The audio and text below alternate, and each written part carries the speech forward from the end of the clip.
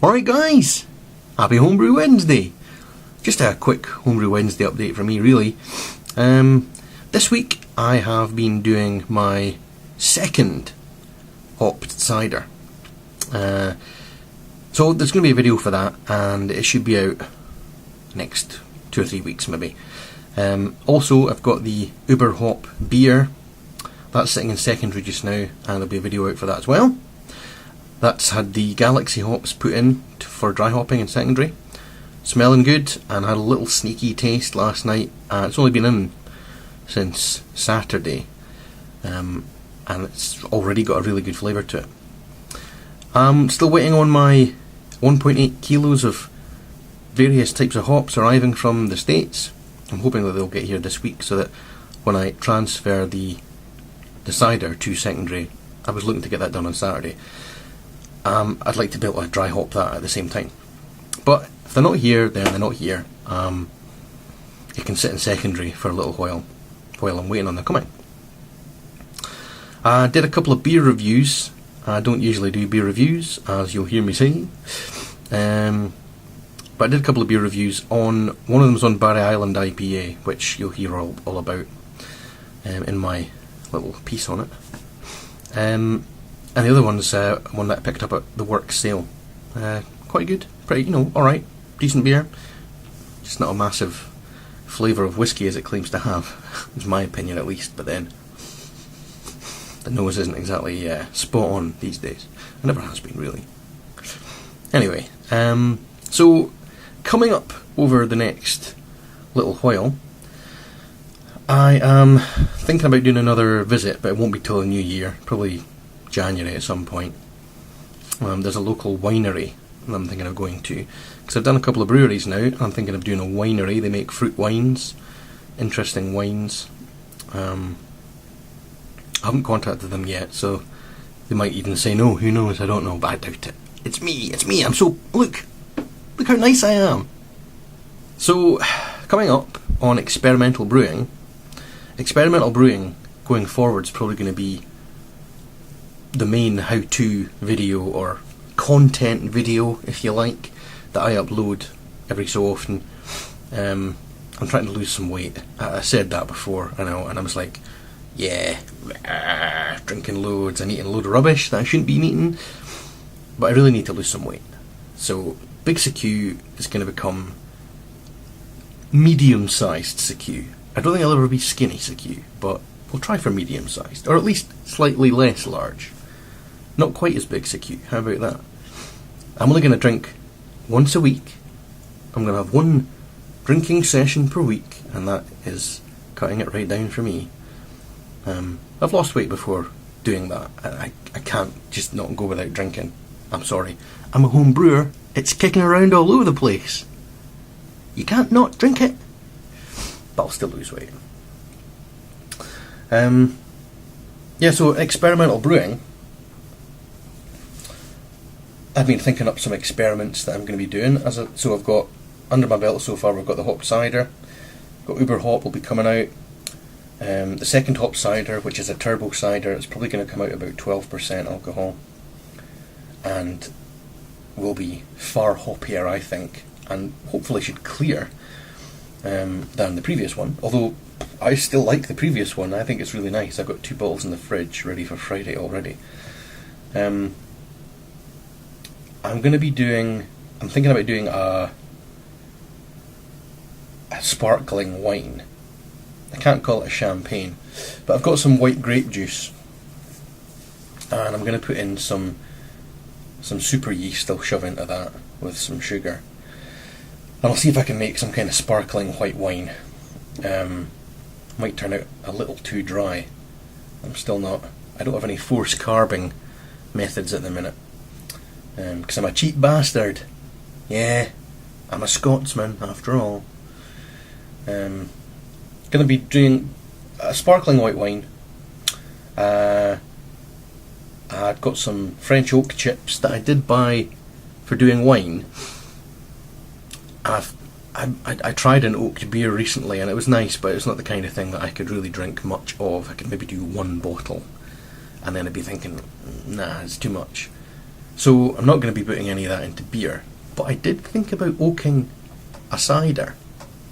So I'll probably do a gallon demijohn test of an oaked cider. And then maybe an oak topped cider. Who knows? It's experimental after all. I've also thought about fermenting all sorts of other stuff. Like, has anyone ever actually tried fermenting tomato juice to see what you get? Tomato wine? Oh yeah, come in buddy, come and drink my tomato wine. Yeah, I'm not sure that would work, but it'd be an interesting experiment, and that's what it's all about. It's not necessarily about something that tastes good. I mean, I buy like 4 litres of tomato juice, stick some sugar in it, put some yeast in. You never know, it might come out tasting great. You never know. Okay, get that look off your face. Yeah? Anyway, I shall leave you with the 2 beer reviews at the end of this. If you're not really interested in the 2 beer reviews, then stop viewing now. 17. So as you know, I don't usually do beer reviews as such. Obviously my 2 good friends, Cooter and Skeeter, they've done a couple of beer reviews so far. Probably do some more in the future, who knows.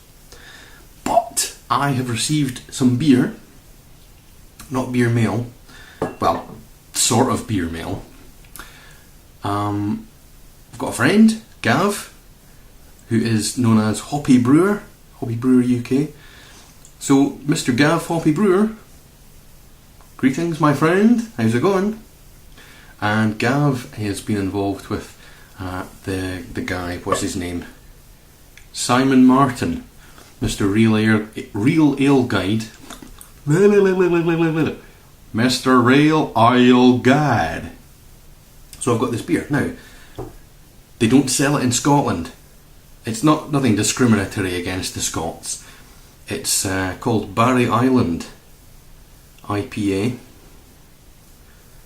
And it's made, I'll just read you the blurb. So it's created by Simon Martin, aka Mr. Real Ale Guide. This India Pale Ale was inspired by the IPA revolution across the pond. That's America. For, across the pond.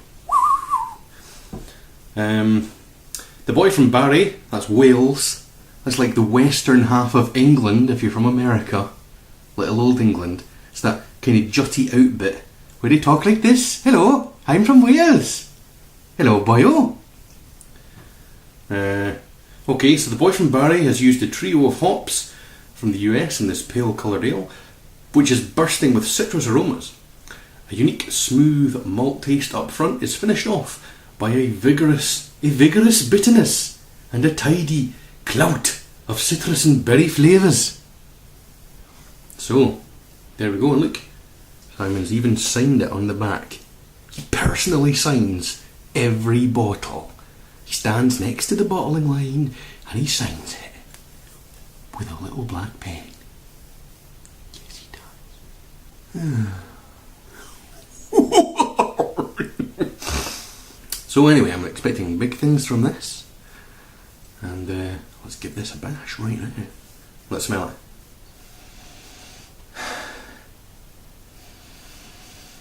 Okay, yeah, I like the smell.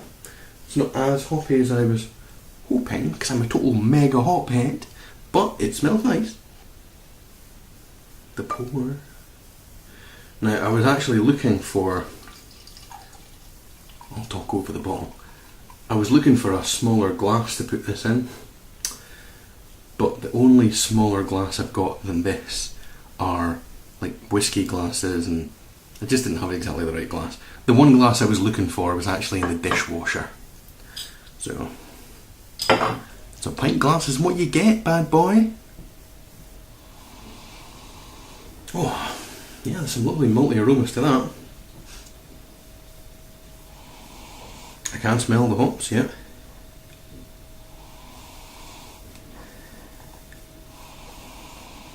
A caramel kind of smell to it. As I say, I don't usually do beer reviews because I'm not a big beer reviewer. This nose, look, nosy. That's not particularly great. at smelling stuff, which is why I like big hopped beers. Well, let's give this a bash.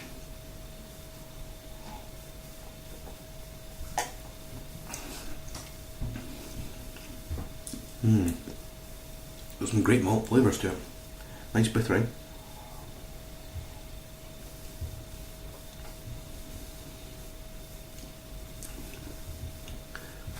It's got a complex hop flavour, but it's really good. So there it is, Barry Island IPA. If you're in the UK, England, Wales, go out and buy some. So this is the second beer review that I'm going to be doing. And what am I going to be reviewing? I hear you shout. What are you going to review? Tell me, Secure. Tell me of your beer choices. Got myself an interesting beer here. I've got 6 of these. There you go, look at that. It's got its own little label. Look, see? See the thing hanging off it? Yeah, this is matured. As you'll see, ale matured in whisky casks. Highland Park.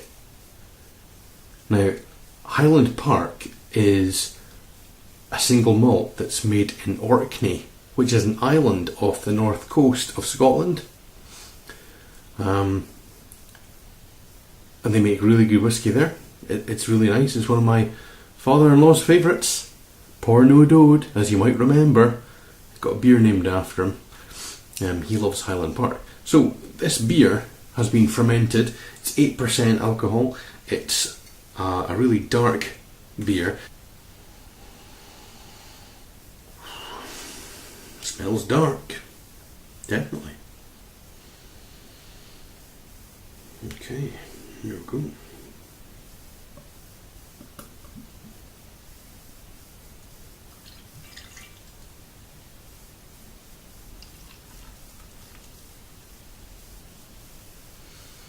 Yummy.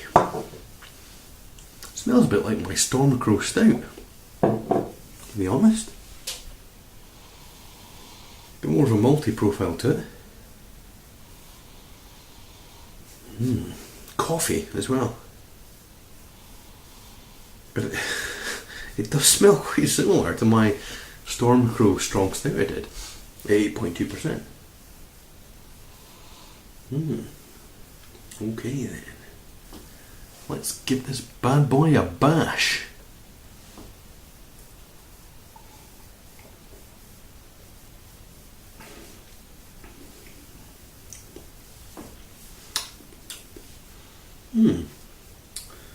That's really good. Okay, so for me, there's we've got roasted malt. There's coffee in there. There's bitterness. I'm not detecting huge amounts of malt whiskey, to be honest. I mean, it doesn't say there's any malt in it, obviously. I mean, it's just matured in the casks that the whiskey has been matured in. It's nice. I really like the beer. It's great. It's 8% alcohol. Good alcohol bite to it. It's just,